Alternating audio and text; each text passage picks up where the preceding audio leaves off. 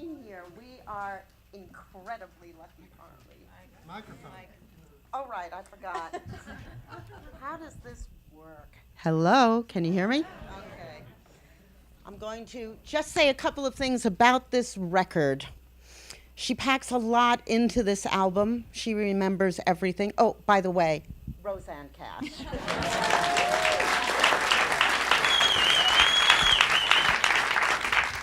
This is her first record in nearly 5 years, and the 4-time Grammy winner calls it her most personal album to date. You'll get to hear a few songs from it tonight. It's incredible. The title track was just named one of the top 5 songs of 2018 by the New York Times. I'm so thrilled to have you here.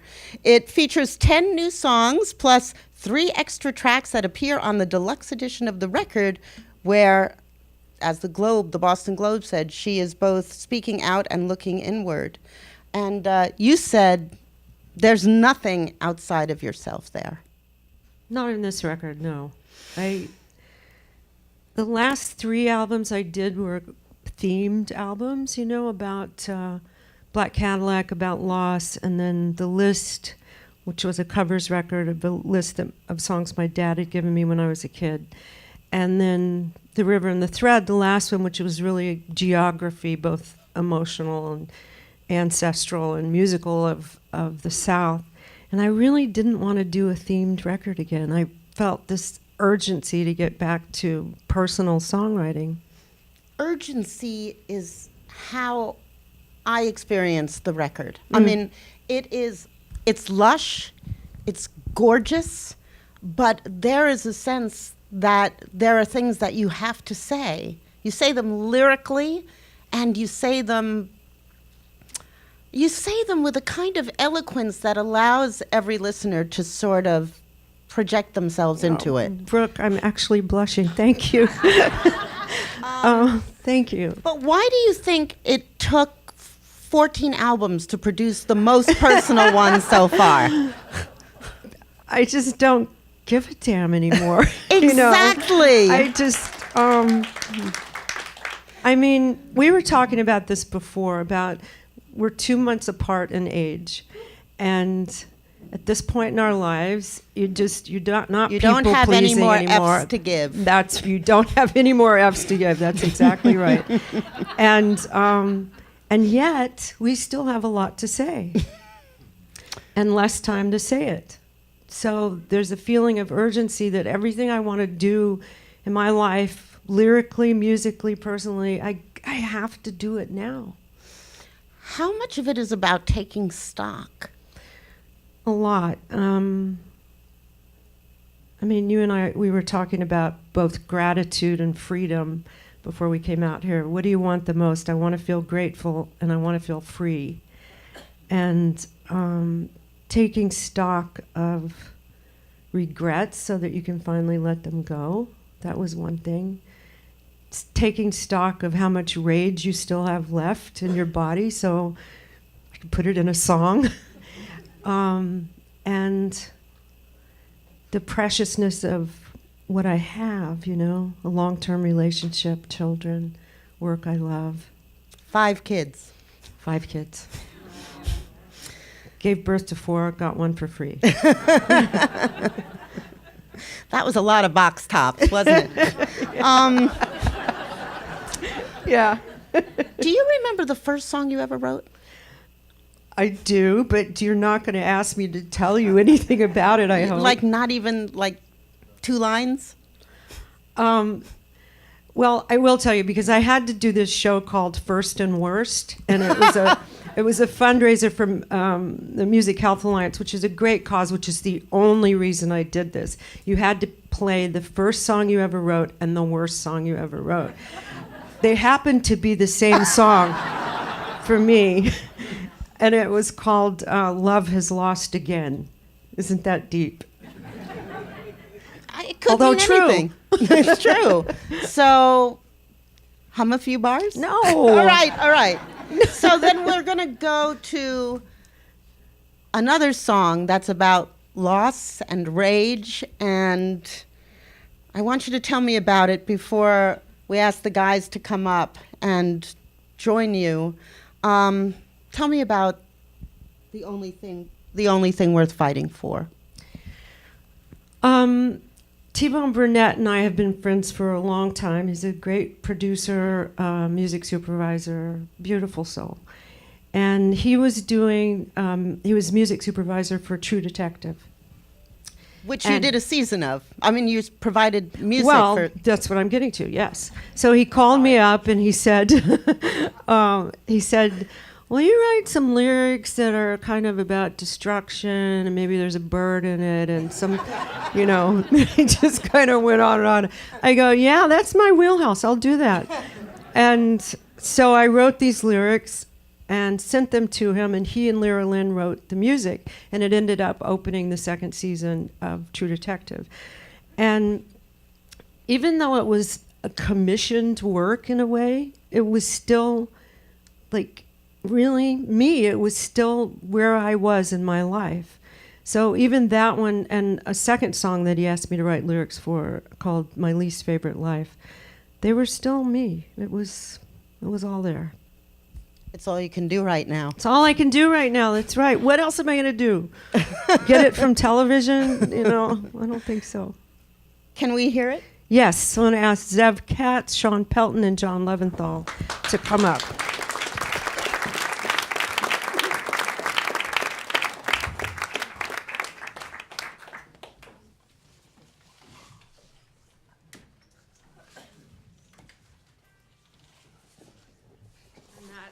John Leventhal, Sean Pelton, and Zev Katz.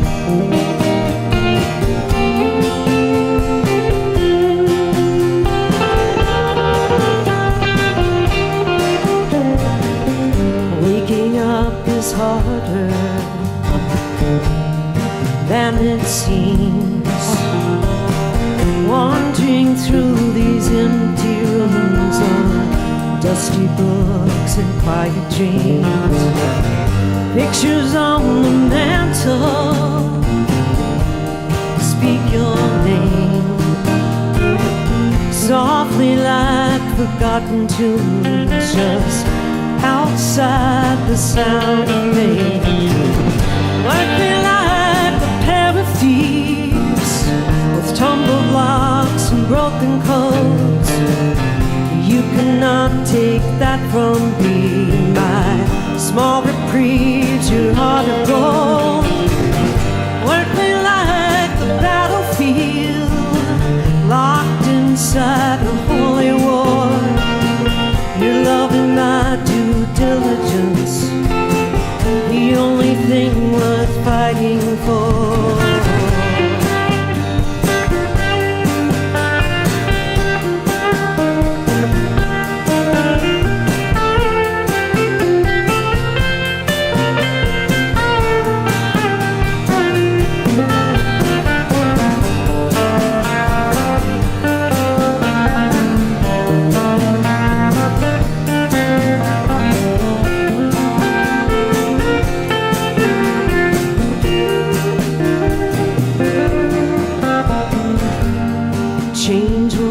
To those who have no fear, but I'm not her, you never were the kind who kept to move up near. What I said was never what I meant. Now you see my world in flames, my shadow songs, my deep regret. Work me like a pair of thieves with tumble blocks and broken codes. You cannot take that from me, my small reprieves, your heart of gold. Work me like a battlefield, locked inside a holy war.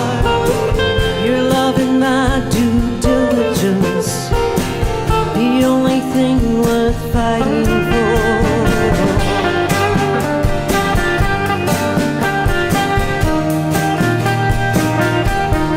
Fighting for.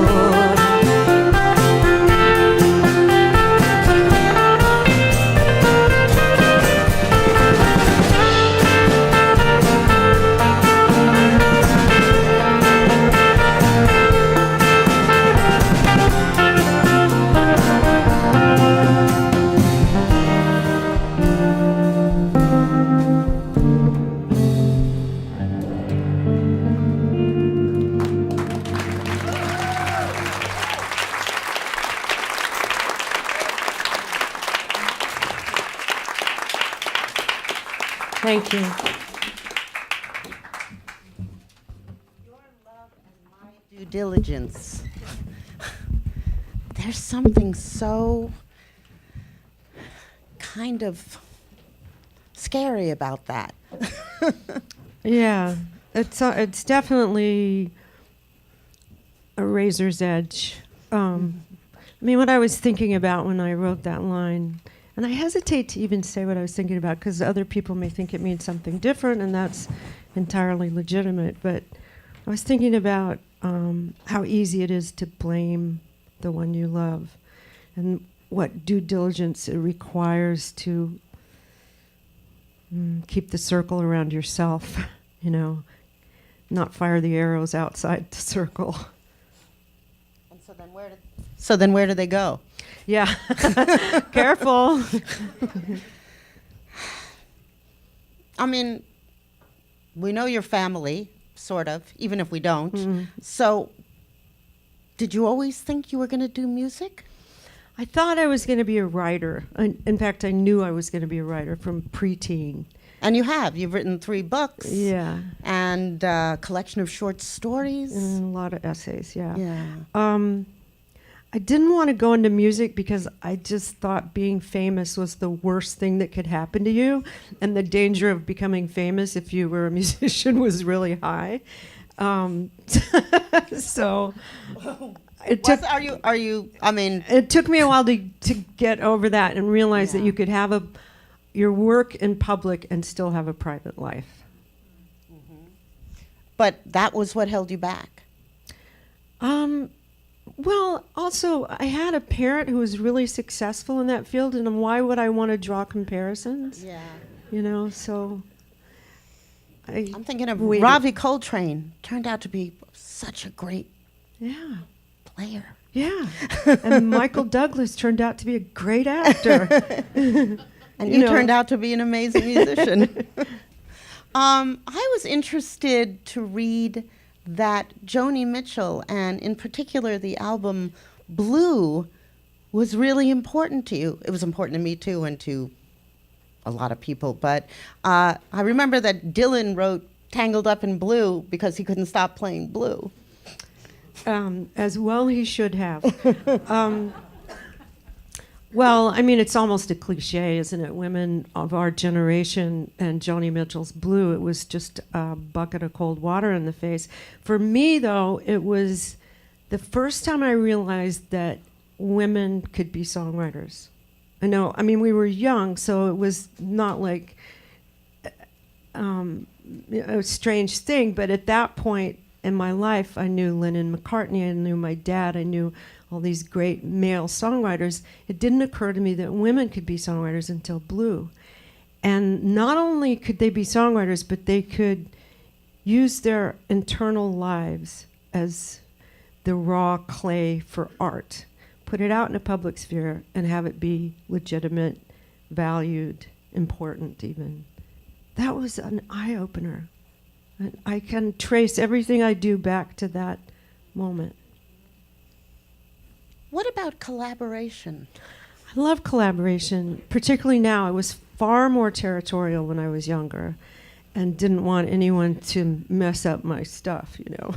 But that hubris, once you let that fall away, there's a lot of opportunity for expansion and using someone else's gifts and offering your own, and the sum being greater than the parts. That guy over there? That guy, John Leventhal. Your husband? Yeah, we work together a lot. How does that shape songs? Do you find that there's a kind of a creative tension that he's pushing one way or pushing another, or does he take your vision and refine it, or I mean, no? What's the guy? what does the guy do? He's the most gifted musician I know, number one. So I end up deferring to him on a lot of musical questions, and rightly so, because he has this depth and grasp and beautiful sense of harmonics that I reach for, that I really benefit from when we work together. And he doesn't write lyrics that much, so, you know, he likes my lyric writing, so we work together really well. But he is very opinionated in the studio, and I end up, I mean, sometimes we get in fights. Like more cowbell? Yeah, more cowbell.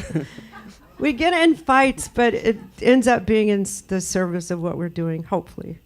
You know, you can go, well, you know, you didn't like the way I sang that note, that means you don't love me, or you can just get down to work.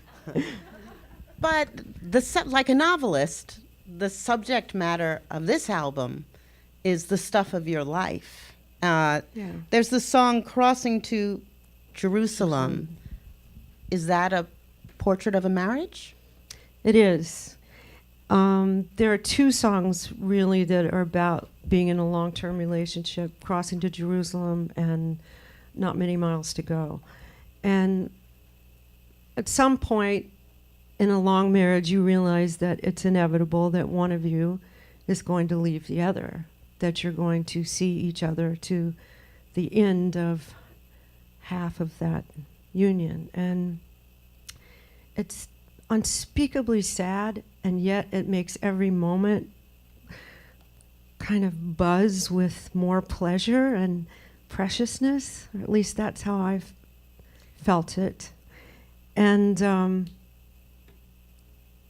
there's this story, it's probably apocryphal, about What? Dostoevsky. He was, before the firing squad. I love how you went from me to Dostoevsky, by the way.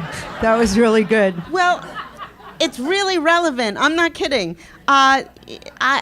He's before the firing squad. He's about to be killed by the Tsar for being involved in an assassination plot. And then there's his blindfolded. He hears the guns cock, and then the sound of the hooves, and he's reprieved. And he said, according to the story, that he wants to spend every minute as if it is his last, because that's when you feel truly alive. And he struggled, but he couldn't hold on to it. It just sort of slipped ineluctably from his fingers, you know? But it does for all of us. Who can hold on to that every moment of your life? You can't. I mean, unless you're Buddha, you know, the rest of us just work to get it once a week, maybe. But the knowledge is there. That's a lot. And the knowledge is there that it's more precious and it's shorter.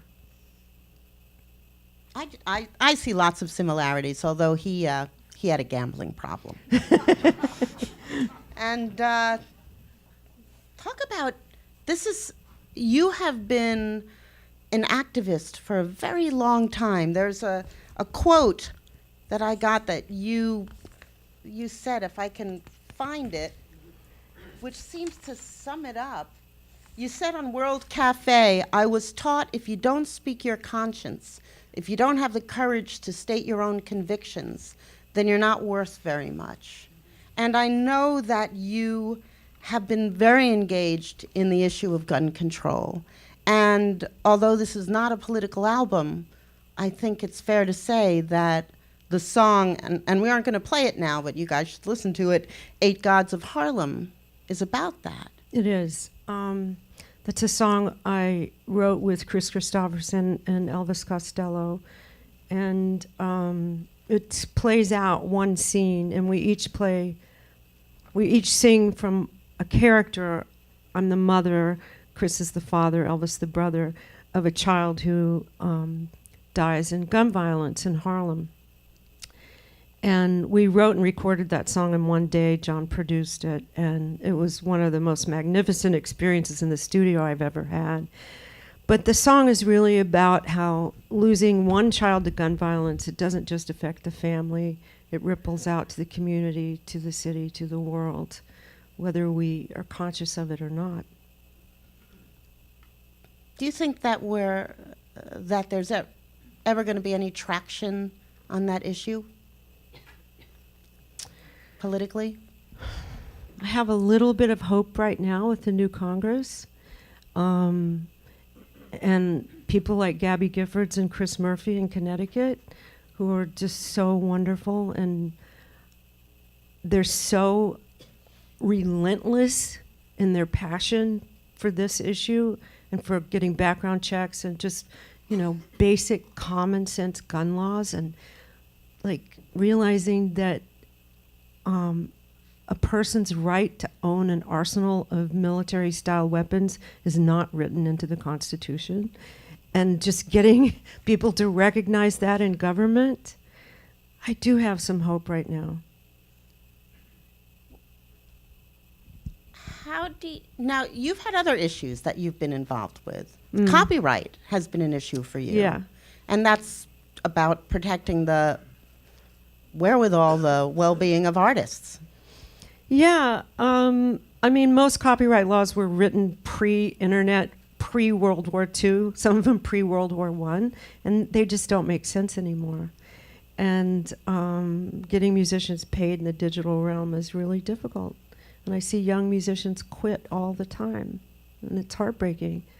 So, I'm on the board of an organization, Artists' Rights Alliance, and I realize that I'm probably working in a garden whose flowers I'm never going to see, but there's a next generation who hopefully will benefit. Okay, so how do you explain particle and wave? That's your song about physics. Yeah. Well, I was thinking about theoretical physics, I decided to write a song, as you are wont to do when you think about particle physics. No, I was thinking about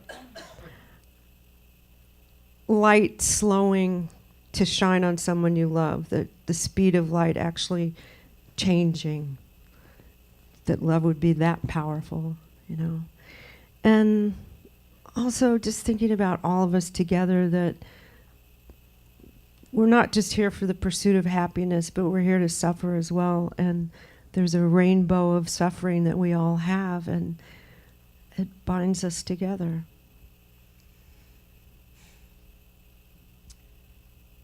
I want you to sing another song. Okay. All right. And I'm not sure how to explain it. It's about your parents. It's about everybody's parents. It's about oneself getting older, I think. It's a gorgeous song. It's a standout. Yeah, it's I think that's the only time in the studio that John and I both teared up and said, come on up, please. And I'm gonna, so that he can move this while we're, and yeah. But it's he's like saying, you said, he's saying no, but he's just No. not Had admitting something it. in my eye. It's like you said, it's about everybody's parents, but about trauma and growing out of trauma to become yourself. It's also about the complicated relationships with parents. Right. And it's also like a gospel song for agnostics.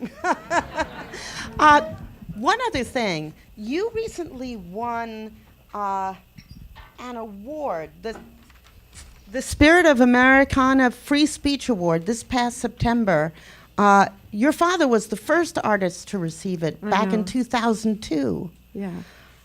it must have been really meaningful because you got it on the 15th anniversary of his death. Yeah.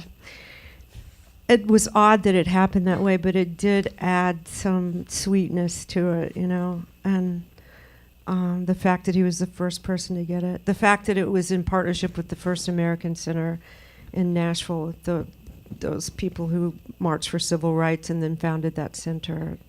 The whole thing was beautiful. Thanks. I'm going to give you this. This is called Everyone But Me.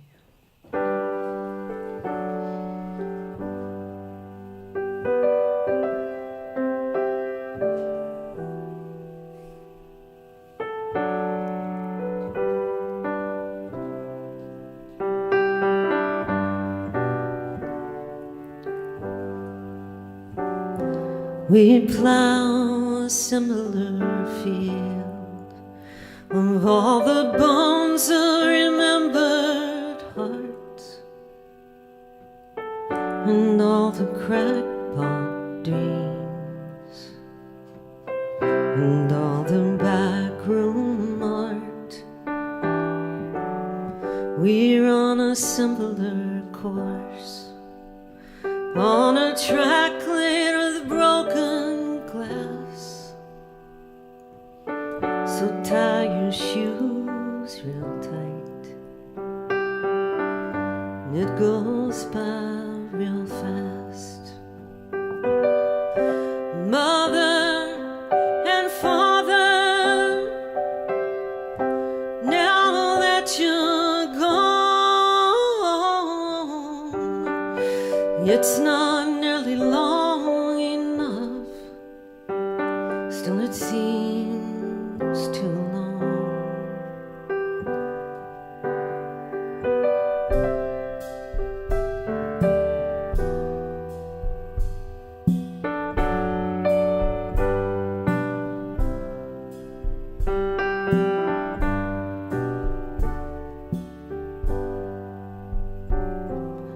Gave up my name for you, gave up my edge, it made me bleed, and I pleased everyone,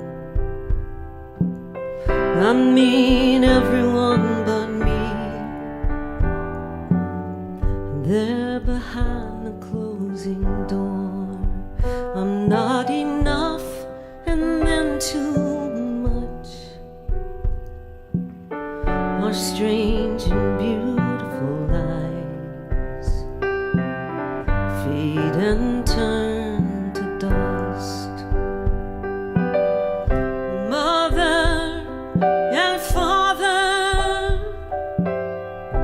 now that you're gone, it's not nearly long enough, still it seems too long. It just wasn't long enough, still it seems too long.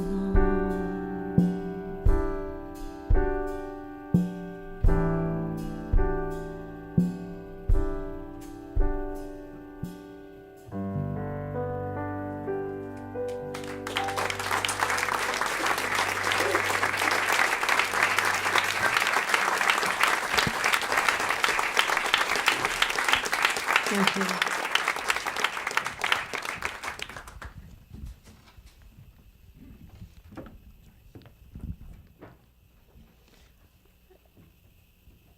Your parents broke up when you were 6 or 11? No, was it you were 11, 11? 11. It was 1966. Being born in the same year helps. But you stayed close with him? Did the relationship sure. evolve or I mean, every relationship with parents evolves, Yeah. of course, but was it steady? Yes, absolutely. And with your mom too? Absolutely. I mean, people tend to think because my dad was really famous that our relationship was somehow Fraught? really different Yeah. than normal. But, you know, I was the parent of my dad was a drug addict when I was young, and that plays out pretty much the same in every family with an addict, and divorced, and that plays out somewhat similarly. And then in my teens, I went on the road with him, and got close again. It was good. You did. It was the German record on which that didn't come here. That the Kris Kristofferson song that you sang lead on. That was 1974. Oh, that was on a different. Wow, Brooke, you are really blowing my mind. This is some deep, deep cuts you're talking about.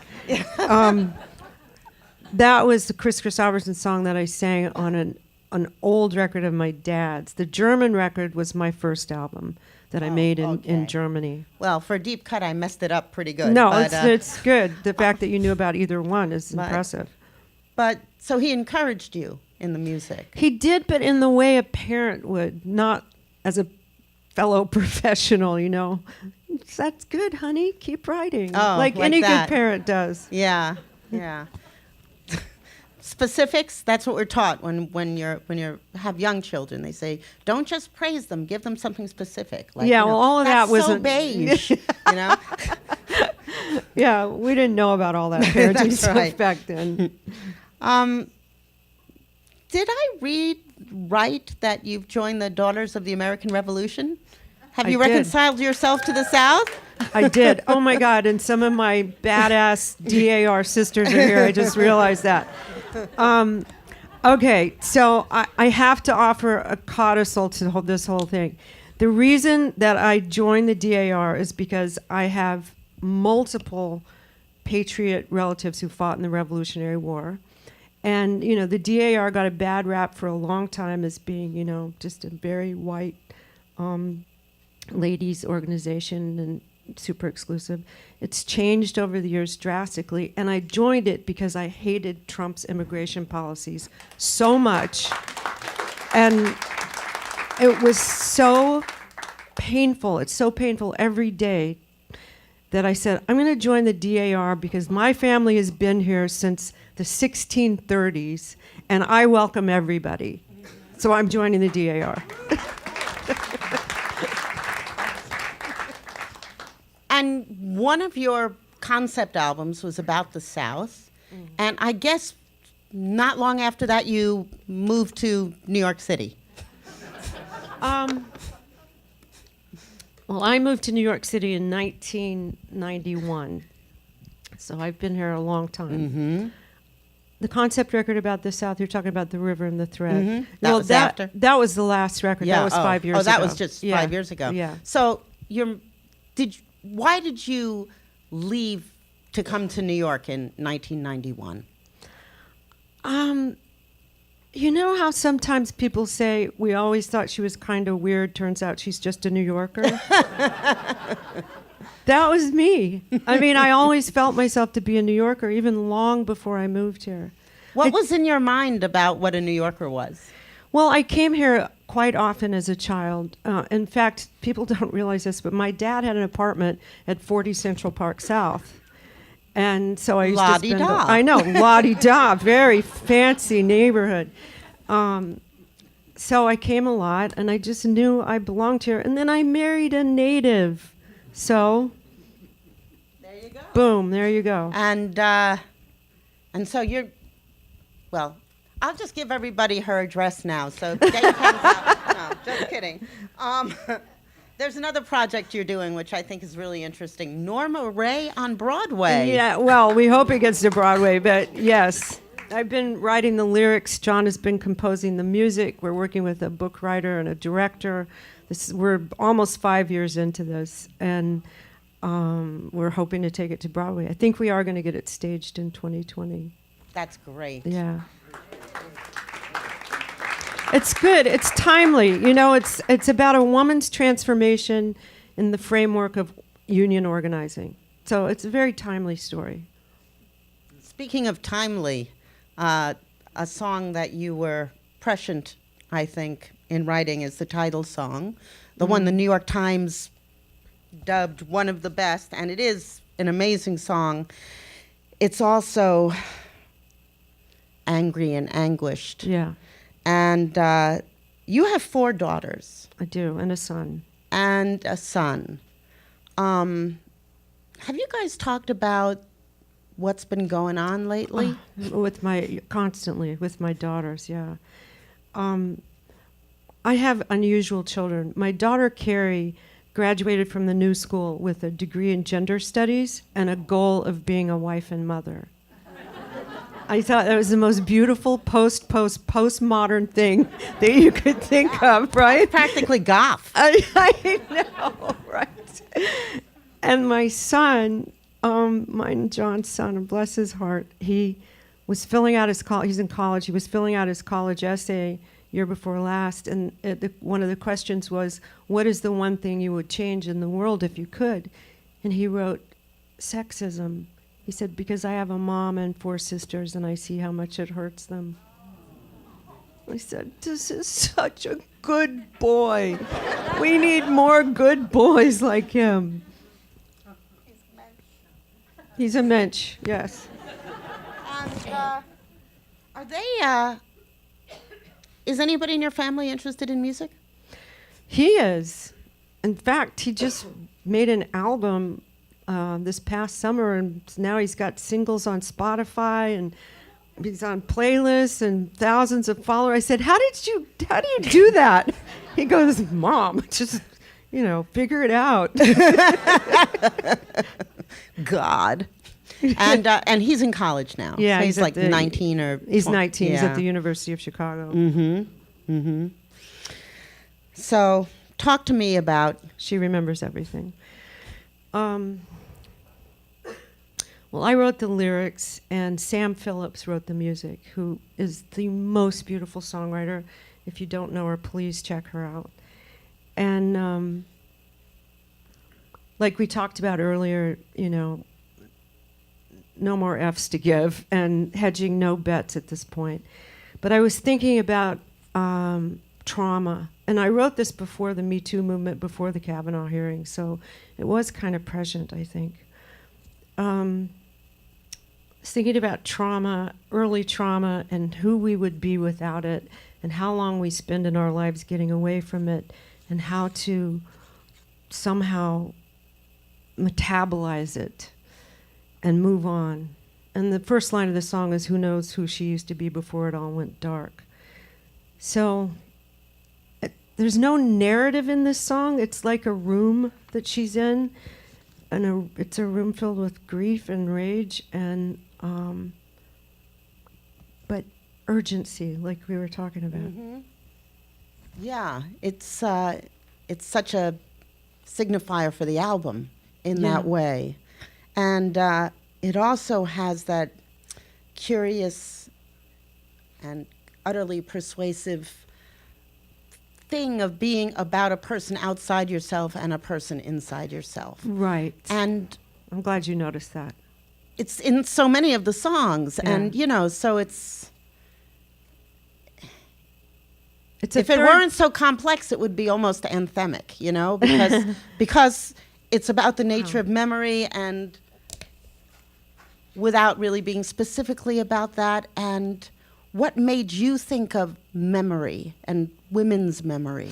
Well, it's interesting. I was thinking about that before the Kavanaugh hearings. I was thinking about a woman's memory in particular, and that it's trustworthy.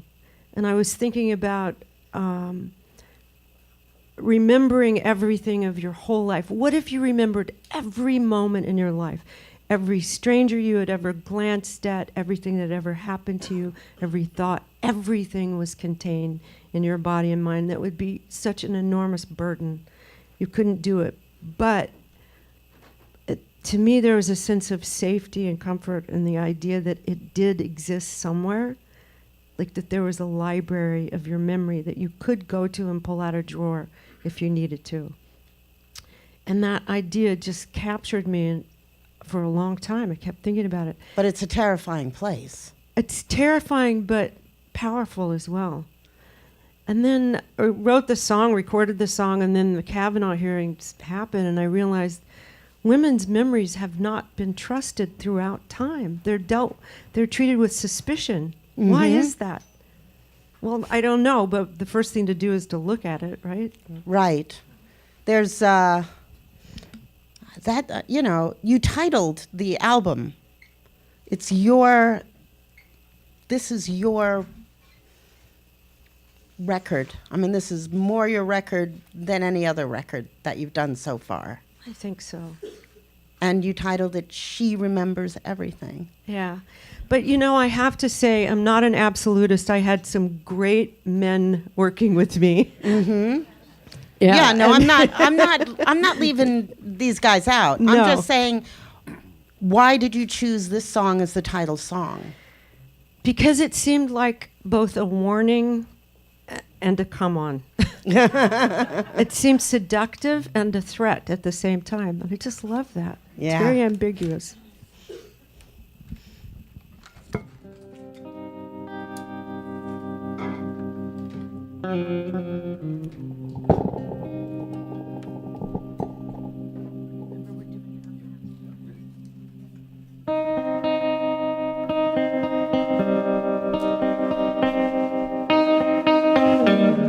Who knows who she used to be before it all went dark?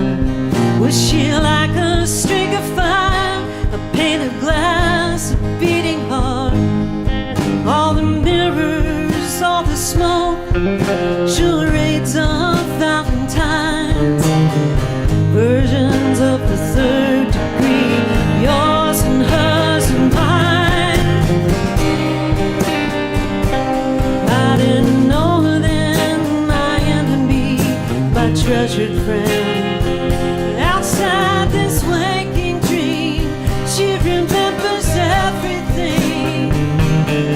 I don't know her now, my bitter pill, my broken vow. This girl, this bird who sings, she remembers everything.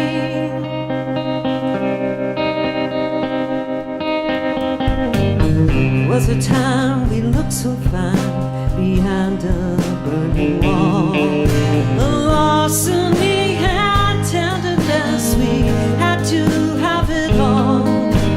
Pack up all your troubles now, pack up your new dress. Somewhere there's a quiet room that feels like us confess. I didn't know her then, my enemy, my treasured friend. Outside this waking dream, she remembers everything. I don't know her now, my bitter pill, my broken vow. This girl, this bird who sings, she remembers everything.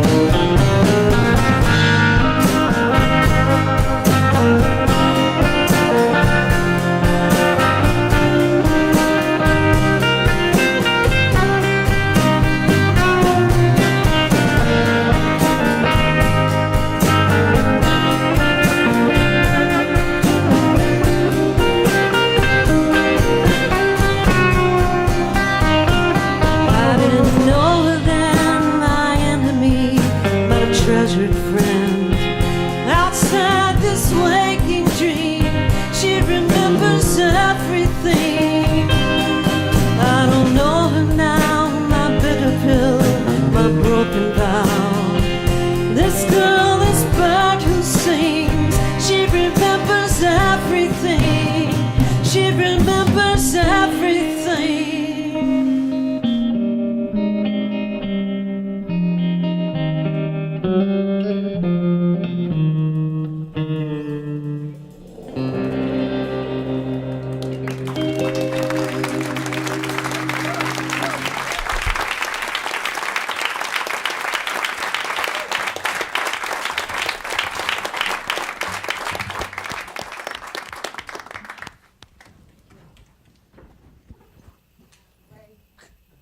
Do you have a chair, Brooke? It's coming.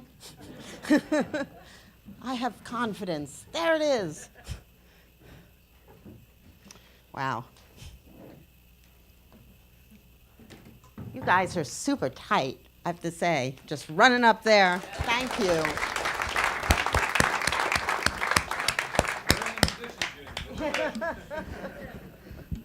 It's amazing. So the response to the record's been great. I don't think I've read anything that hasn't been heaping over with superlatives. What's been the response to your activism? Mixed. I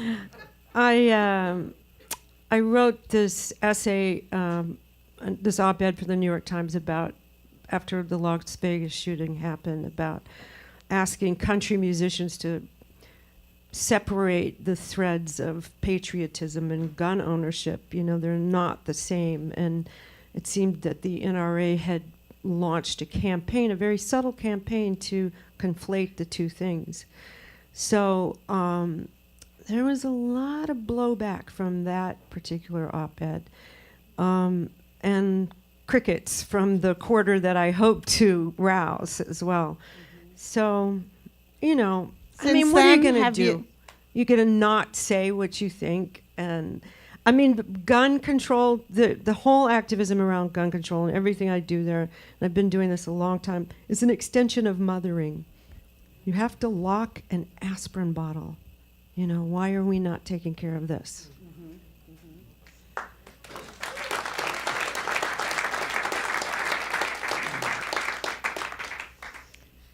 What do you think you'll do next?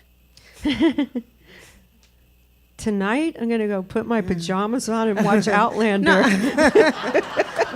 We had a discussion about Outlander. Ooh. Which it took a while to my husband to get into. I just said, I'm watching my bodice ripper. You can be here or not. But seriously, this isn't the final statement on the process of this next phase of your life. But will you keep chronicling it? There's no guarantees, though, are there? No. I don't know. I've never been good at 5-year plans. Yeah. Mm-hmm. You know, you feel something rise up and it takes form, and then you try to get it out to the world and refine it as I perform it live and find out more about the songs. You know, performing them changes them, and that's interesting. And audiences. In what way? Like, is there something from this album that's changed because of... no, I haven't played them long enough yet. Yeah. But after a while, it does change. And the audience brings something to it. They have certain energy or expectations. And I love that. I love that chemistry, you know. You never know what it's going to be like. It's exciting. You talked I'll about... keep doing that. I'll keep going out there. You like performing. I do. I'm kind of done with the traveling, but I like performing. You still get nervous. A little bit, yeah, I do.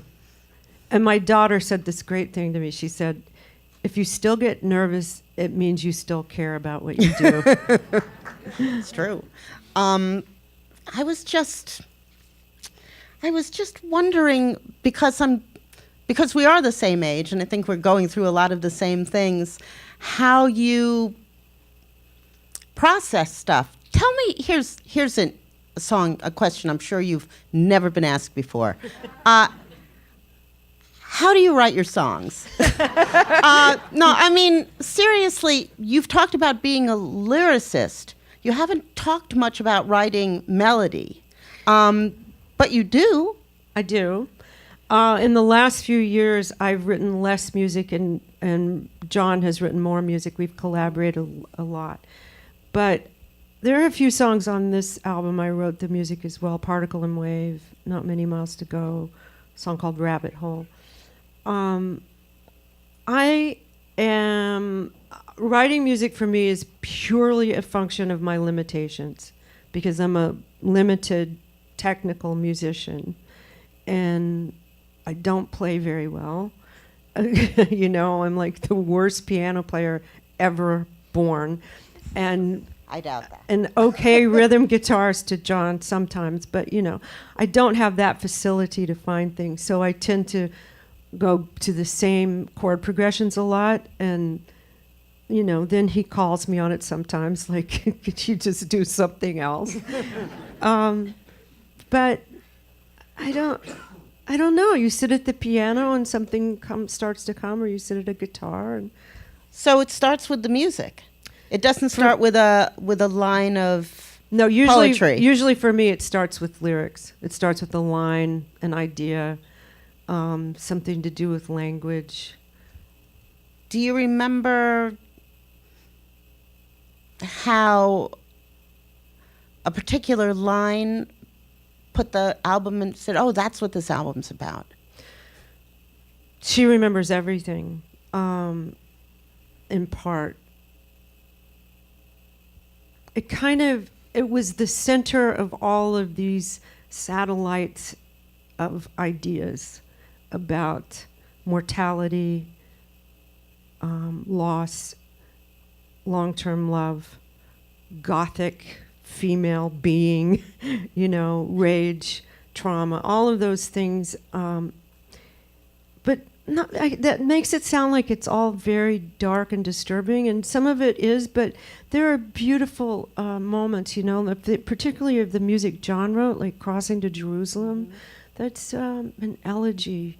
And The Undiscovered Country, which is kind of a mission statement for me, really, about letting go of the voices of the past and the woman savior at the center of the story, and then hoping more for your children as they move off. Is the voice you're trying to let go of someone else's voice or your voice? In terms of you answer first. For me? Yeah, for you. Oh, it's definitely my voice. Okay, it's my voice too. You gave me courage.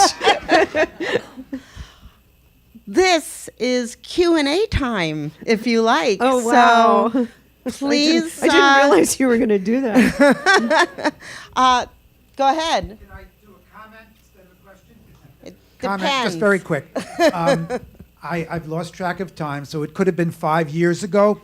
I had seen John outside of, I think it was Town Hall, before he was getting ready. He was making a call before your big event, and I had a handwritten pencil note regarding your book, Composed, and I just didn't have the courage to give it to him, to give to you. I don't have it tonight, so don't worry.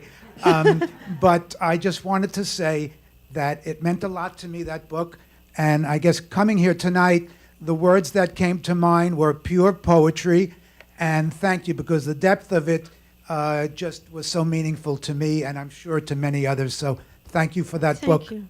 Thank you, sir. That's very kind. That was your memoir, right? That's my memoir that he's talking about.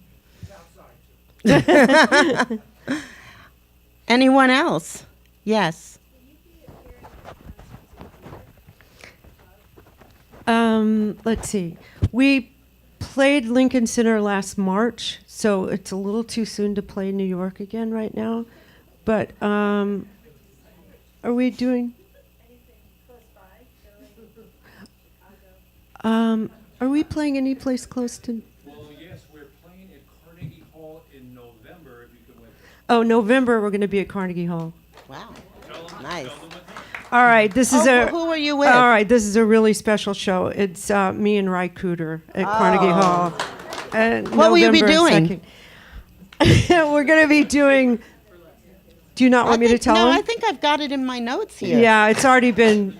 Yeah, it's the songs of Johnny Cash. Yeah. Yeah, we did 6 of these shows in San Francisco, 4 at SF Jazz and 2 at the Opera House this past year, and it was like the thing I had been avoiding doing for 40 years, and then to do it was so liberating and wonderful. And John was musical director, and the arrangements that he came up with were phenomenal. So we're going to do that at Carnegie Hall. Yeah. No, not yet. Sure. Can you talk a little bit about doing the Broadway show and the challenges that brings? Because it's obviously quite different. Yeah, it's the question was about writing for Broadway or writing for a musical. So as I said, I'm writing the lyrics, John's composing the music, and it's really challenging. It's challenging, for instance, to write in the voice of an older man, and from North Carolina in 1973. That, I got to turn my head around a bit on that. And even the women's voices in 73 in the South who work in a textile mill, they don't have my language, but I can't condescend. They're not stupid. They have their own sense of poetry that is really beautiful, and it's in trying to find that and let go of my own ideas about what they should say. That's challenging. It's also challenging to drive the narrative with the song rather than just write a set piece, which was what I kind of wanted to do in the beginning, and got beat up a little bit by the director about how it has to drive it. Mm-hmm. Early in the process, I said, I'm never doing this again. This is too hard. I hate it. About 3/4 of the way through, I said, I can't wait to do this again. This is great. Yes, over there. Hold on, we're going to bring you a mic. Hi, so following up on that, one of my favorite covers is your collaboration with Bruce Springsteen on The Sea of Heartbreak. And he's just come off Broadway, and I was wondering what you're doing on Broadway now, and in this process of writing, would you ever consider sort of Doing having your a role life? on Broadway? Well, I don't want to be an actor, if that's what you're asking. I have no interest in being an actor. Not even playing yourself the way that Springsteen No, does? I don't want to act it. It was hard enough to live it for real. But I saw Springsteen on Broadway, and it was just magnificent. I just loved it. And that was inspiring, he brought all of his humanity through that music and gave it to the audience. It was fantastic. I don't presume to think I could do something like that. But, maybe something that's smaller and more me at some point. I don't know. Smaller and more you? Yeah. What about No Fucks to Give? Nobody's Springsteen.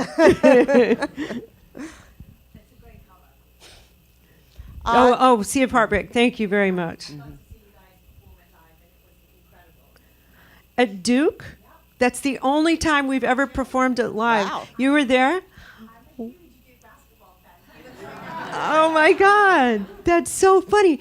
So that was totally unplanned. He was touring Duke with his child, and we were playing Duke that night, and so he came to the show, and we were backstage, and John kind of said, well, the obvious question is, would you come out and sing Sea of Heartbreak with her? And he goes, yeah, sure, but he had to carry the lyrics out. Do you remember? Yeah. So funny. Overwhelmed with the entire moment. I don't remember most of it, but I remember some. Go ahead.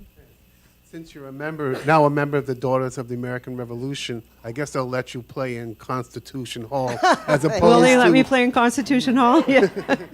I hope as so. opposed to Marian Anderson. Yeah. Oh, no, yes.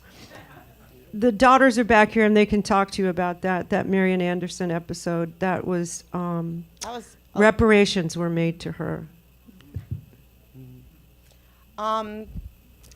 Anyone else? Yeah. Hold on just a second. Take this. Oh, he's going. Okay. It's becoming a whole scene now. The first time I heard The Only Thing Worth Fighting For, it just broke me open. Mm-hmm. And thanks for making me cry in a public space, because you just did it again tonight. I'm so happy it was about like that. a tidal wave hitting me right in the middle of my chest. But so now I need you, if you would indulge me, to elaborate a little bit more on where that song came from for you.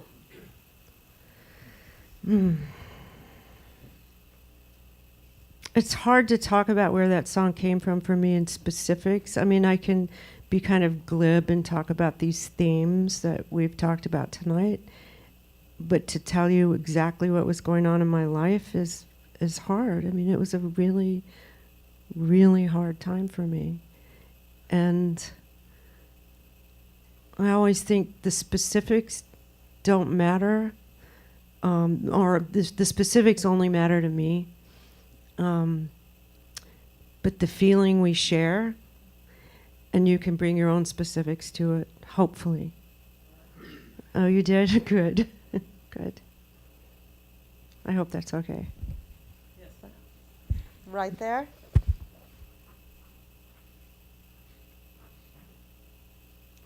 Hi. Okay, another New York City question. How has living in New York City impacted your songwriting? Good question.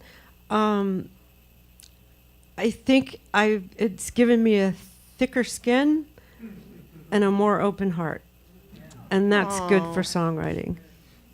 Now I see where your son gets that menschiness. No, not necessarily. That's not true. That was just such a menschy thing to say about New York. Also, another thing, another thing is that I have a great community of friends who are writers, and to be around other writers who are really working at the top of their game is inspiring and inspires my competitive spirit as well. Anyone else? Don't be shy. Back there. Rosanne, you mentioned humanity, and to me, few artists exemplify humanity quite as well as you do. But I feel like in this Trump era, the humanity that you exhibit that is almost a non-New York City, it's almost a southern, non-urban humanity, has been vilified, I think, in some ways. And how do we get that back? And maybe you could become the standard bearer for actual humanity in the world. I mean, it's not really a question, but I don't know if you agree that I think the Trump phenomenon has made people in New York think that everyone outside that doesn't live in a big city is somehow, a racist, misogynist, bad person or something. And they think that we're elitist snobs who Right. are self-absorbed and, Right. and hypocrites, right. I mean, in that divisiveness, therein lies the problem, right? So what are you going to do about it, Rosanne? I mean, everything you said was incredibly flattering, and I appreciate that. And I'm not a standard bearer. I'm an artist, and what artists do is just shine the light on things. We can't tell you what to do about it, I mean, the river and the thread, all this map of the South. I didn't want to say, well, that's bad, but look, this is good, and it's just shine the light over there and take a breath and take it in, take people in for who they are. And I mean, I have huge areas of intolerance. And not willing to give up my areas of intolerance too, but I try to be actively compassionate at the very least. I don't know what else to say except that. I believe that everybody has a loss. Everybody suffers. And, somebody who holds the elevator door open for you or gives your kid a lollipop at the doctor's office or, who's cheerful when they have a really, really hard job. And, they're hiding a loss because we all are. And I try to remind myself of that we all have our rainbow of suffering. I think he's saying you're not the one with the issue, but point taken. I think we have time for yes.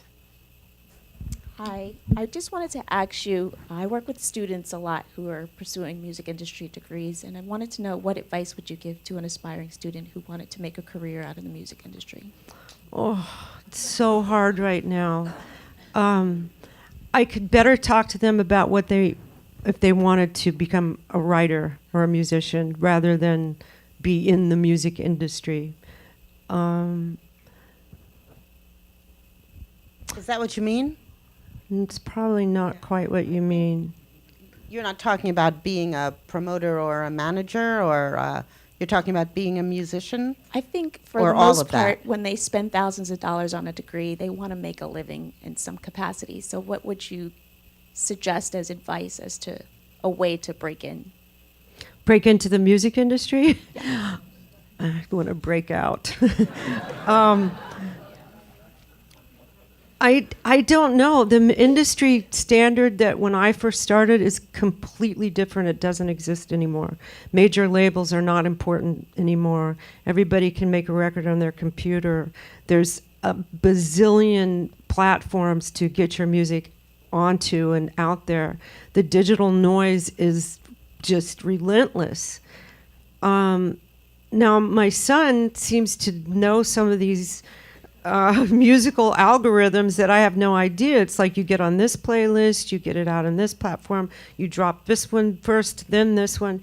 I mean, I think that these kids who are digital natives, they just know something that I don't know. So I would not presume to give a young person that kind of advice. I could talk to them about process, about creative process and writing and showing up for work and, you know, trying to not complain about early calls to the airport, but about the industry, I can't really help. Go ahead. Yeah. You referred earlier to your father's drug addiction. I'm curious why gun violence or how gun violence has become more of a passion for you than the opiate crisis, or if it is. In other words, many people, I don't know if anybody in your family has been shot and killed, but many people who have suffered through the addiction family, like you made it talk to earlier, would be more involved with that. Well, I have been. You know, I've done multiple benefit concerts for different rehab centers and addiction programs.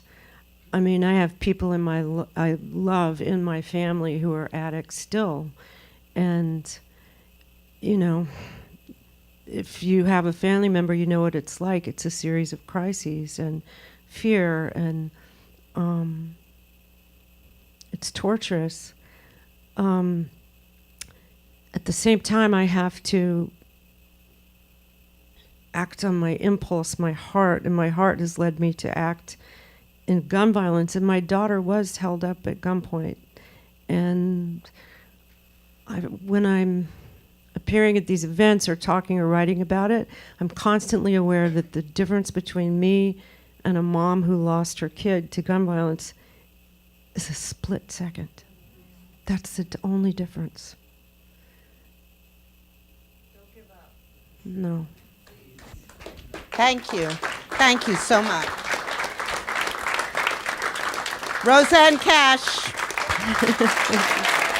Brooke Gladstone.